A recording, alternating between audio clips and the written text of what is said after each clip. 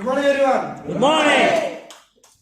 তো অনেক স্টোরি শুনলাম, খুব ভালো লাগলো, অনেক কিছু পুরনো কথা মনে পড়ে গেল। তো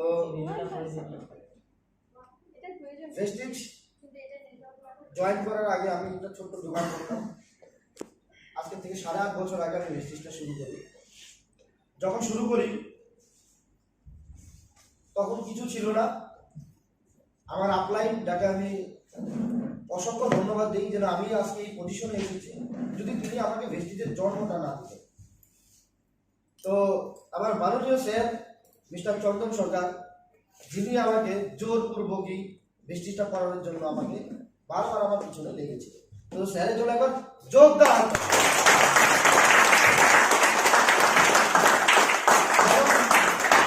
কেন বলবো, কারণ হচ্ছে আমাদের সবার সঙ্গে এরকম ঘটেছে, আপনি ফোন সুইচ অফ রেখেছেন, আপনার আপলাইন আপনার বাড়ি চলে গেছে, আপনি হয়তো ফোন তুলেননি, আপনার আপলাইন বারবার আপনাকে নক করতেছে যে মিটিংয়ে যেতে হবে, এই করতে হবে, যেটা আমরা বা আপনারা হয়তো আপনাদের ডাউনলাইনের সঙ্গে করেন, সেটা আমার সাথে করেছিল।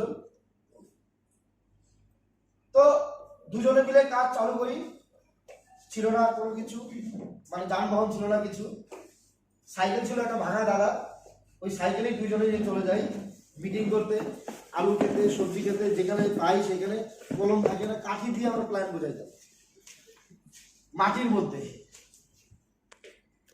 কেন জানি না, ভেস্টিজ যেদিনকে আমার কাছে আসেছিল আমার মনের ভিতরে এমন একটা বিশ্বাস, এমন একটা এনার্জি তৈরি হয়েছিল যে এখান থেকে কিছু না কিছু হবে। তখন অফিস ছিল না, সাকসেসফুল পার্সন আমরা সেরকম দেখি না, তখন নেট ছিল 2G, 3G নেটও ছিল না, ইউটিউব ফেসবুক তখন করতামই না। তো তখন শুরু করলাম বিশ্বাসটা নিয়ে যে না, এখান থেকে কিছু না কিছু হবে, কাজ চালু করলাম। মিটিং শুনতে গেলাম দলগা বীরপাড়াতে, বাসের সাফারির উপরের মধ্যে 3 বন্ধু মিলে আলোচনা করলাম যে না, পরের বার দুর্গাপুজোয় আমরা গাড়ি কিনবো। এইভাবে এসে কাজ চালু করি। তো সময় পেতাম না, যে দোকানটা চালাতাম সে দোকানে সময় খুবই কম পাওয়া যেত আর কি। ওই সকাল 8টা থেকে 10টা 11টা পর্যন্ত দোকান করতাম, ওই 11টা থেকে বিকাল 4টা পর্যন্ত ভেস্টিজ করতাম, আবার বিকাল 4টা থেকে রাত্রি 8টা পর্যন্ত দোকান করতাম, এবং রাত্রি 8টার পর আবার 10টা বাজতো 11টা বাজতো ভেস্টিজটাকে নিয়ে বের, যখনই ফাঁকা পেতাম ভেস্টিজটাকে নিয়ে বেরোতাম। কারণ কি, আমি বুঝে গিয়েছিলাম যে দোকানটা যেটা করছিলাম সেটা লাঞ্চের ছিল, আমার লাইফের ছিল না। তো আমাকে লাইফের জন্য আমাকে কি করতে হবে, কাজ করতে হবে। কাজ শুরু করি 2014 সনে। আমি প্রথম এখান থেকে একটা 2 হুইলার বাইক ভেস্টিজে দৌড়তে, এবং 2016 সনে আমি এখান থেকে নিজের জন্য প্রথম 4 হুইলার গাড়ি রেনোয়াল কুইট এখান থেকে নেই। এবং 2016 সনে আমি ফরেন ট্রিপেও যাই, এখান থেকে থাইল্যান্ড, পাটায়া যে বিচে আমরা ঘুরে এসেছি। এবং 2018 সনে আমি ওই বাইকটাকে বদলে আরেকটা, কলেজ যখন পড়তাম তখন স্বপ্ন ছিল রয়্যাল এনফিল্ড বাইক কিনবো। আর রয়্যাল এনফিল্ডে যারা যায় তাদেরকে পুলিশ ধরে না, বুলেটে যারা যায় তাদেরকে লোকে একটু রেসপেক্ট দিয়ে কথা বলে, পেট্রোল পাম্পে গেলে পরে স্যার বলে ডাকে, ভাবে হয়তো কোনো উকিল টুকিল আর না হলে কোনো গুন্ডা মস্তান, এরকম ভাবে ওই গাড়িতে চলে যায়। তো ওই গাড়িটা নেই। এবং 2019 সনে আবার একটা ফরেন ট্রিপ করি, মালয়েশিয়া ক্রুজ ট্রিপ, যার ইতিহাসটা আপনি কোশিশ স্যারের মুখে শুনেছিলেন। অসম ট্রিপ, আমার জীবনের সব থেকে বেস্ট ট্রিপ। জীবনে যতবার ক্রুজ পাবো আমি তো যাবই 100%, আপনারাও যেতে পারেন। তারপর স্যার আসতো, যদি বলি বাবা মার পরে যদি কেউ আমাকে সফল হওয়ার জন্য পথ দেখিয়েছে, এটা হচ্ছে মিস্টার অমল কুমার দাস। একবার জোরদার আপনাদের।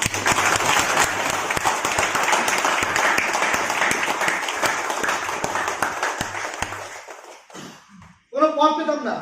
ভেস্টি যেটা বলতো ফার্স্ট ফুটপ্রিন্ট বালুচরে যখন কোনো কিনারা নেই, সমুদ্রে যখন যাবেন দেখবেন কোনো দিক খুঁজে পাবেন না। আমাদের লাইফে যখন একটা সময় আসে যখন ইনকাম করতে চাই, কি ব্যবসা করলে পরে জীবনে সফল হবো, কি কাজ করলে পরে সফল হবো, কোন কিনারা খুঁজে পেতাম না, তখন পথ দেখিয়েছিল। বহুবার ওনার সঙ্গে মিসবিহেভিয়ার হয়ে গেছে, বহুবার ওনার সঙ্গে সমস্যা তৈরি হয়ে গেছে, কিন্তু আমিও তো ফোন করিনি, কিন্তু স্যার আমাকে ফোন করা ছাড়ে, আমাকে ছাড়ে। জানি না উনি আমার মধ্যে কি দেখেছেন। স্যার আলিপুরে আসতো, আমার যে দোকান তখন প্রায় দোকান বন্ধ টাইম, আমি ডিসিশন নিয়ে নিয়েছি। দোকানের পাশে একটা রুম ছিল, ওটা টিনের ঘর, নাম দিয়েছিলাম ক্রাউন ভিলা। তখন ছিলাম ডিরেক্টর। আর তখন আমরা ফিল করতাম যে আমরা সব ক্রাউনরা ওই রুমের মধ্যে বসে আছি, আর আমাদের লোকজনকে ডাকতাম, ওইখানে গ্রুপ মিটিং হতো, ডিসকাশন হতো, প্ল্যানিং হতো। তো এইভাবে কাজটাকে আমরা করি। প্রত্যেকটা মুহূর্তে ভেস্টিজ আমাকে যা চেয়েছি তাতে কয়েক লক্ষ গুণ দিয়েছে, প্রচুর সিকিউরিটি দিয়েছে। সিকিউরিটি যদি বলি, 2016 সালে আমার বাবা অসুস্থ হয়। পয়সার কি ভ্যালু বোঝা যায় কখন? যখন আপনি কোনো নার্সিং হোমে আপনার পেশেন্ট ভর্তি আছে, আর তখন চিনতে পারবেন আত্মীয় স্বজন কি জিনিস। মাসে হয়তো 10 দিন 15 দিন আমাকে নার্সিং হোমে কাটাতে হয়েছে। 2 মাস 3 মাস পর বাবাকে নিয়ে নার্সিং হোমে যেতে লাগছে। ঠিক মতো কাজ করতে পারিনি, ফিল্ডে যেতে পারিনি। প্রায় 5 বছর বাবা অসুস্থ ছিল। এই জানুয়ারিতে বাবা চলে গেলেন, কিন্তু এই বাবাকে চিকিৎসা করার জন্য আমাকে কোনোখান থেকে 1 টাকা ধার নিতে হয়নি। আর আমাকে কখনো আমার স্ট্যাটাস 4 হুইলার নিয়ে যাব, এনফিল্ড নিয়ে যাব, লাক্সারিয়াস জীবনযাপন করবো, এর কিছু নামতে হয়নি। একমাত্র কার জন্য জানেন? ভেস্টিজ।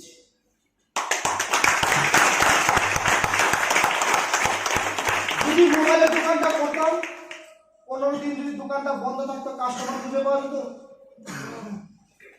ফিল করুন তো একবার, যদি একটা চাকরি করতেন, যদি 15 দিন করে ডিউটি দিতে না পারতেন, তাহলে আপনার চাকরির বেতনটা আসতো?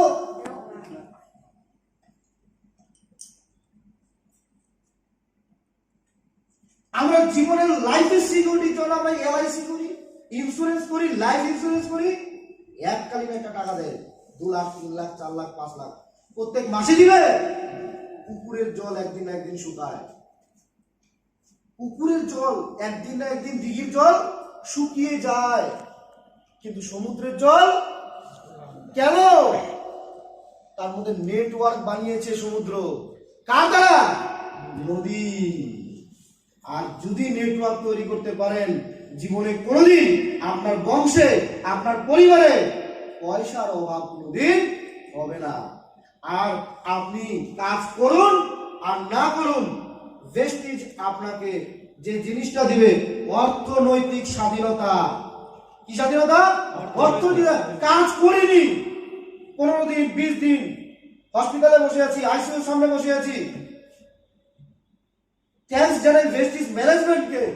আমি ক্রাউন ডিরেক্টর হলাম, কুচবিহারে অ্যাওয়ার্ড ফাংশন হলো, বাবা আইসিইউতে ভর্তি, আমি আইসিইউর সামনে দাঁড়িয়ে আছি, আর অ্যাওয়ার্ড ফাংশন চলছে, আমি যেতে পারিনি, কিন্তু ম্যানেজমেন্ট আমার বাড়িতে আমার অ্যাওয়ার্ড পাঠিয়ে দিয়েছে। Thank you management. প্রত্যেকটা মানে টু দ্য পয়েন্ট খেয়াল রাখে, প্রত্যেকটা ডিস্ট্রিবিউটারে, শুধু ম্যানেজমেন্ট না, প্রত্যেকটা সিনিয়র, প্রত্যেকটা আপলাইন যখনই কোনো ডাউন লাইনের সঙ্গে কাজ করে, তার প্রত্যেকটা পয়েন্ট টু পয়েন্ট খেয়াল রাখে, নিজের বাচ্চার থেকেও বেশি। আমি ফিল করতে পারি যে আজকে হয়তো স্যার নিজের মেয়ের সামনে বসে আছে, হয়তো মেয়েকে কতটা সময় দিয়েছে জানি না, কিন্তু তার থেকে বেশি সময় দিয়েছে আমাদের। আমরা সৌভাগ্যবান যে আমাদের কাজের মধ্যে এরকম একটা বাবা আমরা পেয়েছি।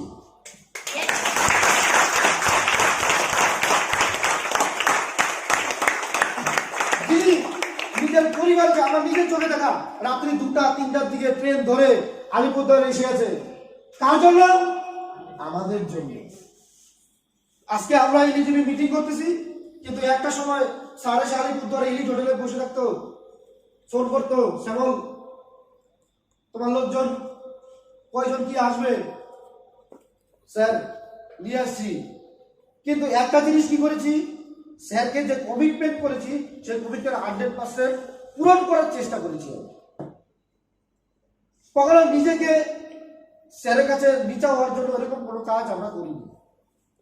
প্রত্যেকটা সময় স্যারের কথাকে মানতাম এবং মেলে কাজ করেছি, কাজ চলেছি। এবং স্যার সবসময় কি করতো, আমাদেরকে ওইভাবে গাইড করতো যেভাবে সফল হওয়া যায়। স্যারকে একদিন রাত্রেবেলা জিজ্ঞেস করলাম, রাত্রি প্রায় 2টা-3টা, তখন আমি ধর্ম সংকটে পড়েছিলাম। মানুষ ধর্ম সংকটে খুব কম সময় পরে আমি পড়েছিলাম। আপনাদেরও এমন একটা সিচুয়েশন আসবে, আপনাদেরও সেই ডিসিশন নিতে হবে। যখন ভেস্টিতে মিটিং করতে যেতাম, কাস্টমার ফোন করতে একটা মোবাইল আসে, ঠিক করতে হবে। আর তখন ভাবতাম দোকানটা খুললে বোধহয় কামাই হতো। আর যখন দোকান খুলে বসে আছে, কাস্টমার নেই, তখন ভাবতাম যদি ফিল্ডে যাইতাম একটা 10,000 টাকা জয়েনিং করতে হতো, বা একটা 100 মিনিট জয়েনিং করতে হতো। কি করবো? স্যারকে জিজ্ঞাসা করলাম, স্যার বললো চোখ বন্ধ করো, বন্ধ করে নিজেকে জিজ্ঞাসা করো কি করা উচিত। তোমার স্বপ্নগুলা কোথা থেকে পাবা, কোন প্রফেশন থেকে পাবা। চোখ বন্ধ করে দেখলাম যে মোবাইলের দোকান যারা যারা করছে এই পর্যন্ত, তারা কেউ মার্সিডিজ, বিএমডব্লিউ, অডি গাড়ি পায়নি। 4 চাকা খুব কম লোক, হয়তো এরা দিল্লিতে বা কলকাতা থেকে মোবাইলের ব্যবসা করতো, নানান সমস্যা, অনেক টাকা পুঁজি লাগাতে ব্যবসা করতো। কিন্তু ভেস্টিজ থেকে নিয়েছি কি, গুগল করলাম, সিদ্ধার্থ সিং, অশোক ঘোষ, কৌশিক গোস্বামী অ্যাভেলেবেল। তাহলে ওদের যদি হয়েছে আমারও হবে। কখন হবে? যখন আমি বিশ্বাস করব। আর এই ছোট্ট একটা ওয়ার্ড বিশ্বাস, যার মাধ্যমে আজকে দিলে আমি এখান থেকে 2টো গাড়ি, 2বার ফরেন ট্রিপ, এবং তার সঙ্গে অনেক অনেক অনেক শেষ হবে না বললে পরে, শেষ হবে না বললে পরে ভেস্টিজ মানে এত কিছু ফেসিলিটি আমাকে দিয়েছে যে আমি মানে যদি বলি যে আমি চেয়েছিলাম হয়তো অনেক কেঁচো ঘুরতে গিয়ে সাপ বেরিয়ে গেছে, এসেছিলাম হয়তো ওই পার্ট টাইম সেকেন্ড চয়েস হিসাবে কিছু ইনকাম করার জন্য, কিন্তু এসে এখান থেকে অনেক কিছু পেয়ে গেছি এবং অনেক কিছু পেতে চলেছি। এবং যে জিনিসগুলি জানতাম না, যেগুলি বুঝতাম না, যে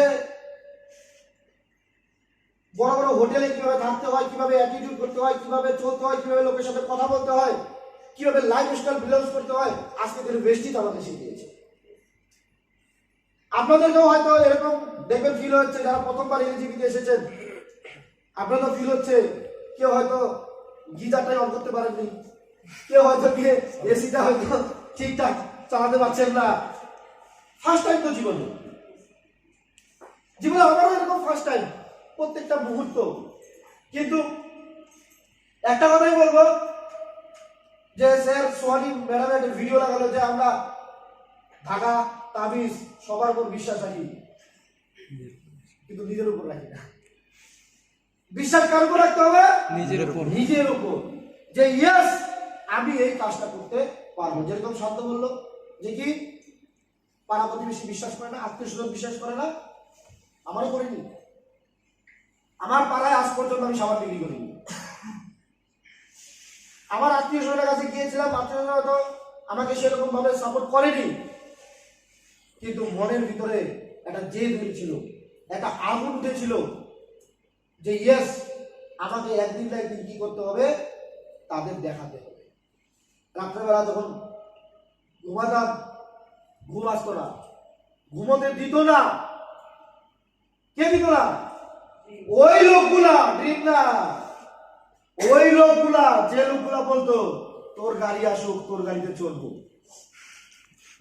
ওই লোকগুলা বলতো যে তুই গাড়ি নে, তারপর তুই আগে সফল হ, তারপর যখন আমাদের কোনো কথা মানে কোনো কিছু বলার কারোর সঙ্গে যখন কথা বলতে যাই, যখন কথা আটকে যায়, মানে কোনো অ্যান্সার থাকে না। যেরকম একজন লোক আপনাকে বললো তোর গাড়ি আসো, তারপরে তোর গাড়িতে চলবো, তোর আমাদের কোনো উত্তর থাকে কি? আপনি হয়তো 5% 8% লেভেলে, যখন কোনো উত্তর থাকে না তখন উত্তর দেয় ভগবান। ওই কথাটা ভগবান শোনে। আর আপনি ওই লোকটা যেটা চাচ্ছে, ভগবান একদিন না একদিন আপনাকে দিবে, শুধু টিকে থাকতে হবে। এখানে ভাববেন যে আপনার কাছে আর কোনো জবাব নাই, ব্ল্যাঙ্ক হয়ে গেলেন আপনি। আমার নিজের আত্মীয়, আমার নিজের বোন, আমার নিজের ভাই, আমার নিজের পাড়া প্রতিবেশী বলতে আসলাম যে তুই এখানে কাজটা করতে পারিস, সে কি বললো তুই আগে নিয়ে। ও কি চাচ্ছে আমি আগে নিই? কি সত্যি কিনা? ভগবান শুনবেই 100%। যদি কেউ আপনাকে বলে তুই আগে নে, যদি কেউ বলে তোর গাড়িতে আমি চড়বো, তাহলে আপনার গাড়ি বানানো শুরু হয়ে গেছে, নাট হয়ে গেছে, দেখেন আজকের থেকে চালু হয়ে গেছে, টায়ার বানানো হয়ে গেছে। শুধু আপনাকে সিস্টেমের সঙ্গে টিকে রাখতে হবে, আর সিস্টেম আপনাকে কি করবে? সাকসেসের জায়গায় পৌঁছে দিবে 100%। তো এই বলে আমি আমার ছোট্ট বক্তব্য শেষ করলাম। অসংখ্য ধন্যবাদ।